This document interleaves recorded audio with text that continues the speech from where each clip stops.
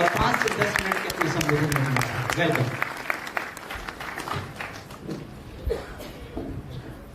कैसे हैं आप सभी? बहुत देर से चुप बैठे हैं ना, ऐसा लग रहा है। कैसे हैं आप सब लोग?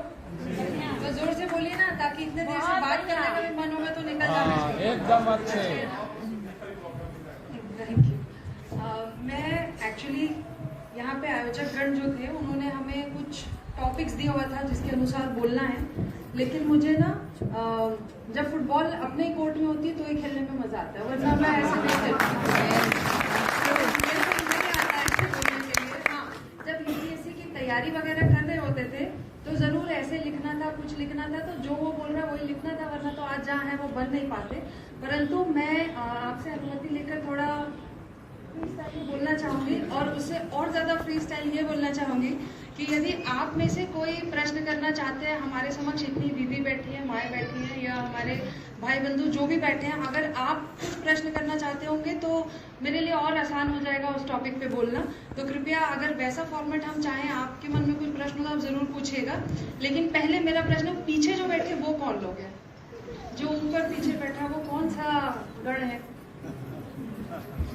अच्छा, नहीं, इतने अच्छे से ताली बजाए थे, मुझे तब से उत्सुकता थी जानने के लिए कि भाई आप लोग हैं कौन। Thank you. आज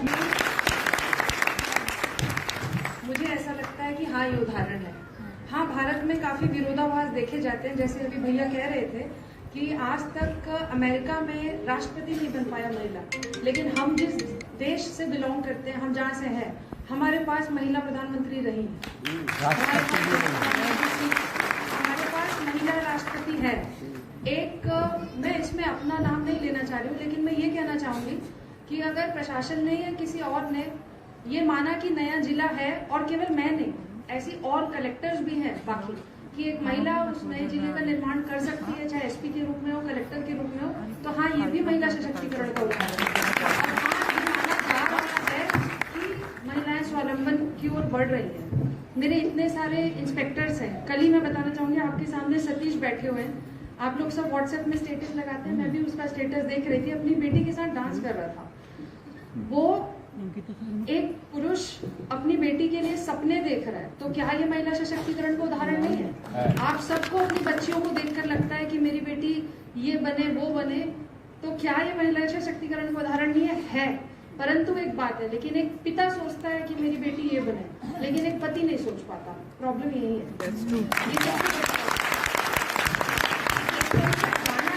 गाने के बोल तो खैर याद नहीं है, लेकिन उसमें ऐसा होता है कि वैसे तो मैं सब कुछ करने के लिए सक्षम हूँ, लेकिन तुम साथ दो तो कोई और बात है, ऐसा कोई गाना है।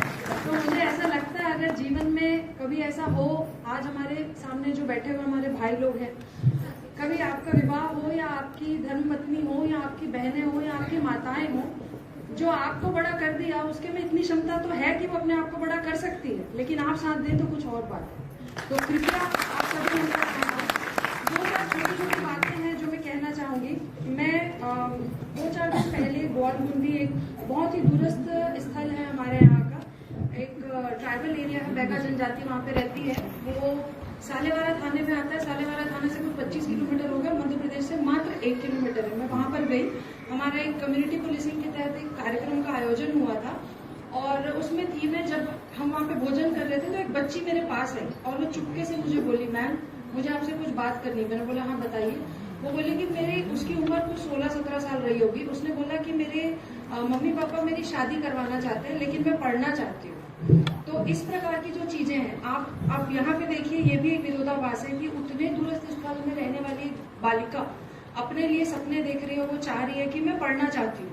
तो हाँ, अगर हमने उसको सपने देखने पे मजबूर किया और हमने ये वातावरण बनाया कि आप सपने देख सकती हैं और अपने सपनों को पूरा कर सकती हैं, तो कहीं ना कहीं हम आगे बढ़ रहे हैं, और हम वाकई आगे बढ़ रहे हैं। लेकिन हमें साथ साथ उनके जो माता पिता है, सभी को ये समझाना होगा कि आपकी बेटी भी आपके सपने पूरे कर सकती है।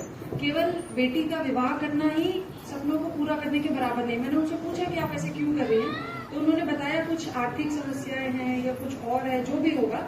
लेकिन फिर बाद में उन्हें कन्विंस किया गया कि उसके जो भी खर्चा होगा, क्योंकि बहुत ही सामान्य खर्चा अगर आप प्राइवेट करें या कुछ और करें, तो वो पुलिस प्रशासन द्वारा उठाया जाएगा, लेकिन आप अपनी बच्ची को पढ़ाएं। तो कुल मिला के हमें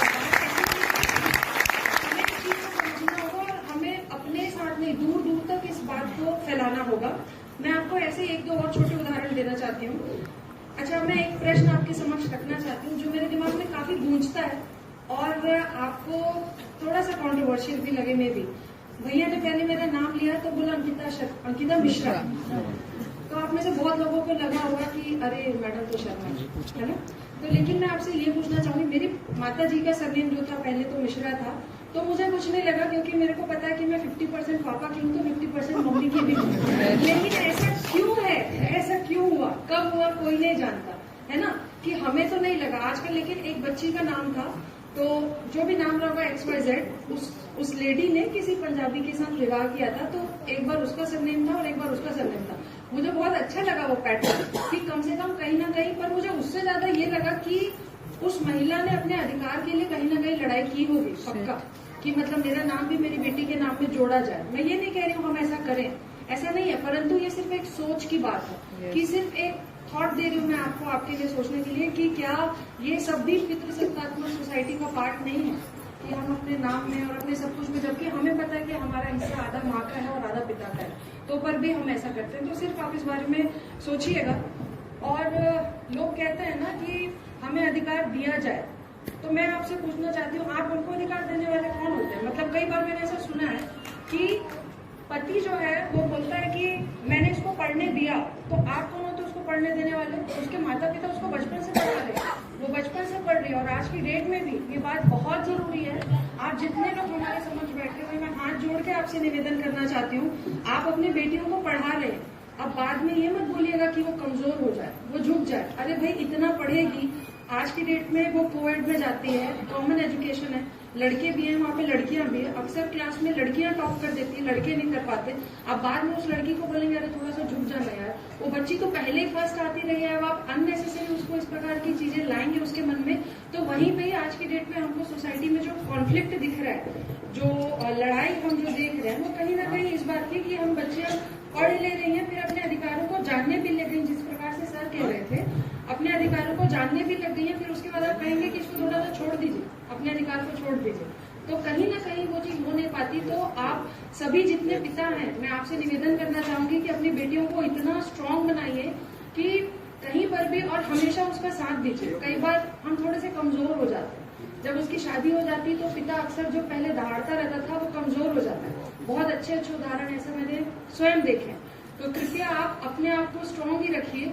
और जितने यहाँ पे पुरुष हैं और बाकी, मैं आपसे कहना चाहूंगी कि जो बच्चियां आज आपके समक्ष बैठी हैं, ऐसे ही कोई आपकी वाइफ होगी जो आने वाले समय में कहीं पढ़ के आ रही है, आप उसको दबाने का प्रयास न करें। आप अगर साथ चल के आगे बढ़ेंगे तो सफर आपके लिए भी बहुत आसान होगा और उनके लिए भी बहुत आसान होगा।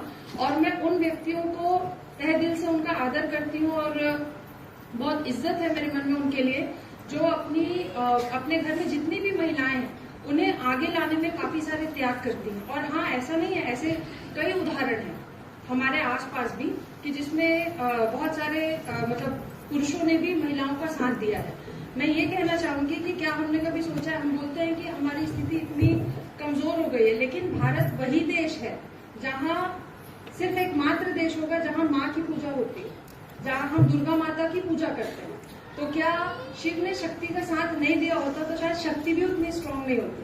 और ये मैंने पढ़ा था कहीं पे कि माँ को जो अंदरूनी विद्या जो दुर्गा माता को या पार्वती मैया को जो बाद में मिली है, वो सारी चीजें शिव जी ने ही सिखाई है। तो आज की डेट में अगर शक्ति भी स्ट्रांग है तो वो शिव की वजह से है, और शिव भी स्ट्रांग है तो शक्ति की वजह से। तो कृपया इस चीज को सभी महसूस करें और इस पे आगे बढ़ें। और मुझे यही कहना है कि हमारा देश ऐसा नहीं है कि शुरू से ऐसा रहा है, क्योंकि अगर आप हिस्ट्री पढ़ेंगे और आप में से अगर कोई हिस्ट्री का जानकार हो तो ऋग्वेद टाइम पे भी, जैसा आप लोग कोई कह रहा था, गार्गी एवं अन्य महिलाएं उस सभागार में उपस्थित होती थी। और हम तो ये भी कह रहे हैं कि माइथोलॉजिकली ही, मतलब पौराणिक तरीके से भी हम दुर्गा माता की प्रार्थना करते हैं, उन्हें देवी के रूप में स्वीकार करते हैं, वो भी तो एक माँ है।